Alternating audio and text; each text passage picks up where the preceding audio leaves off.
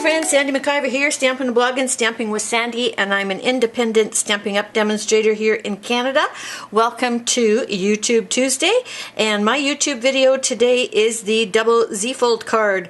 You may recognize this card. I showed it a few weeks ago on my blog, and I was in a hurry. I didn't have time to do a video. I'm getting lots and lots and lots and lots of emails about, please do a video for this card, because it's all over Pinterest. And so here you go. I'm doing it today. Okay, so the basics for the base of the card are really simple, okay? It's 4 1/4 by 11. You're going to score it at 2 3/4 and 5 1/2. And then this little bar here is a second piece. It's 1 1/2 inches wide, 11 inches long. You're going to score at 2 3/4 and 5 1/2. The only difference is when we go to put it together, we're going to turn it that way. So basically you're going to cut this out of one piece of cardstock. I'm using Night of Navy. So 4 1/4 by 11. I'm just cutting one strip down here, and then I'm doing a second one for my 1 1/2 by 11, and then I've got this piece left over.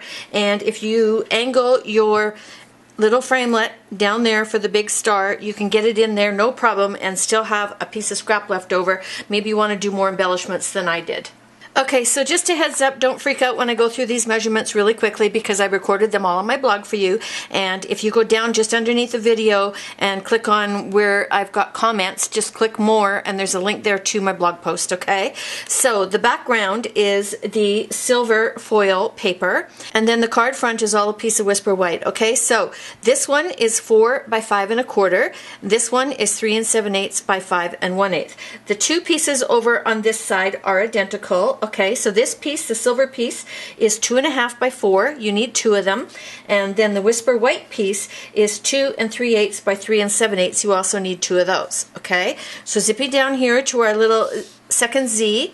The silver is all 1 inch wide, and so this is 1 by 5 1/4. And then these little guys here are 1 by 2 1/2. For the Whisper White, they're all 7/8 of an inch wide, so 1/8 less than 1 inch, and this one is 5 1/8, and these two are 2 3/8. So there's a couple of additional pieces that are required. I have a little piece of Whisper White here, 2 by 2 1/2, and I silver embossed the little star and then cut it out with the framelit. And then there's a piece of silver that's 3 1/4 by 4, and I used the fancy star to cut that one. And then of course I've got my blue that I cut out of the extra piece of the Night of Navy. Okay, so the stamp set that we're playing with is Star of Light. There's also a bundle to get the thinlits, and these are the Starlight thinlits. I use this one here and this one here, and we used a few things out of here, and you'll see that I have already done the embossing so that this video is not 40 minutes long. Okay, so I've set my sentiment in here. I left enough room for my little star. I'm going to put that on with a little dimensional. I use my Night of Navy for this one, and then the big beautiful swirl also done on the large piece here, and I know it's really hard to see. Oh, there we go. You can see it a little bit better. And it is beautiful in real life. It is so nice and shimmery on the silver. And then for the pieces along the bottom of the banner, and that's this piece right along here, I took, where is it? Where are they? There's little stars in here. These little guys. And I just randomly stamped them all the way across and silver embossed all of them as well. So, of course, you need an E handle, 2 D handles, and 2 A handles. The ink I used for today's project, Night of Navy, and the Versamark, because this is what holds the silver embossing powder on your card until you can heat set it. And if you need a lesson on heat embossing, go to my blog on the right-hand side. You will see a series, if you sign up for the Stamping and Blogging newsletter, the 10 top things that any stamper should know, and one of the videos in that class is how to heat emboss. Okay, now we got all the boring stuff out of the way. Let's make our card now that we have all the pieces. Okay, so the first thing that you want to do is you want to fold your card in half, and that's one of the score lines, and then burnish it really well because you want nice crisp folds. And then you're going to take the one that has the score line in it and you're going to fold it backwards. So that's the first Z, right? Or Z, depending on which country you're in. You're going to do the same thing with this guy, and so what you want is you want the long piece here, and then you want a mountain fold, you want to come down, and you want to do the valley fold, okay? And so now we can open this back up, and we can start adding all of the pieces that we created. And I'm using fast fuse because it's nice and strong, and I can basically go down the center of all these skinny pieces and they are going to stick to my card without any problem at all. And the silver foil paper is really nice and thick, so it really does stay on there nicely. Alright, so one more piece, and the bottom's all embellished. Try and line those pieces up. Okay, so you want to line the edges of the silver up, otherwise it's going to look kind of funky. So then we're going to do the same thing with the main card piece. You are going to turn it over, grab your fast fuse, and put lots of it on the back. You don't want to give a card away and have it fall apart.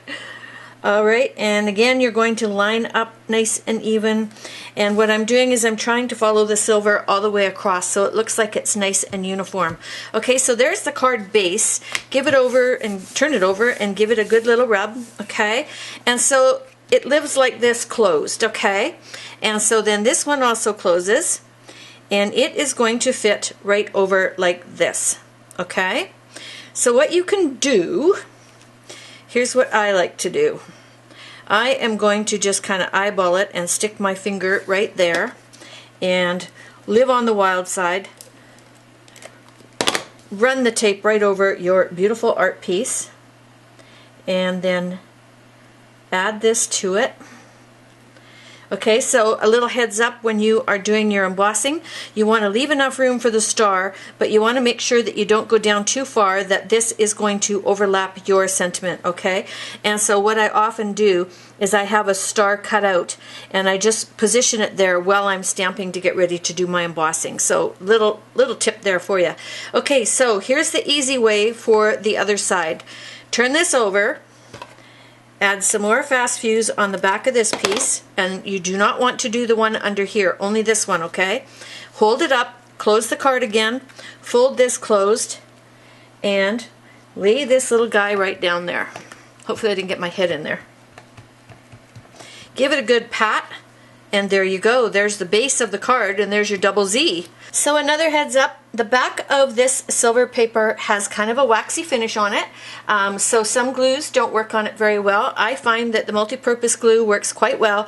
It also gives me the opportunity to move it around a little bit if I don't get it on there quite straight, because it doesn't stick immediately, okay? And when you pull this out of the die, sometimes it warps it a little bit, so just kind of maneuver it around and get it back into shape. And then what you're going to do is you'll notice that just this bottom part fits on here. Well, there's enough room for the first glue dot. Fold it in half and pop it just on the back right there. Okay, so see, I'm putting it right there. And then the second one's going to go a little bit higher. And you don't want to get too high because you don't want it to mess up how it opens and closes the card, okay? And so what you want to do is you want to center this. And what I'm looking at is this point and this point down here, okay? And I want to center this little guy right about there, okay? And you want to double check and make sure that your glue dot is buried under there, and mine was, so I'm okay. I have 1/4 of a dimensional on the back of my little star so that I can pop that little guy right there. And let's get out some rhinestones and just do a little embellishing. So I only used 2 rhinestones on my card. I put a large one right here in the center, and then I took a small one and I put it in the center of this little guy here. There we go. So there's the finished double Z fold card, and I don't know if you have noticed, but this one is a whole bunch shinier than this one. When I first built this one, I actually did it with brushed silver paper that we used to sell and don't anymore, and so that's why I switched over to this pretty silver, but I think both of them are quite lovely, don't you? And they fold up perfectly and fit inside an envelope. Unfortunately, they're a little bulky, so you're going to have to pay for extra postage, but you know what? They're worth it. Anyway, thanks so much for stopping in. Hope you enjoyed the video. Come on back soon for some more stamping fun. Until then, happy stamping.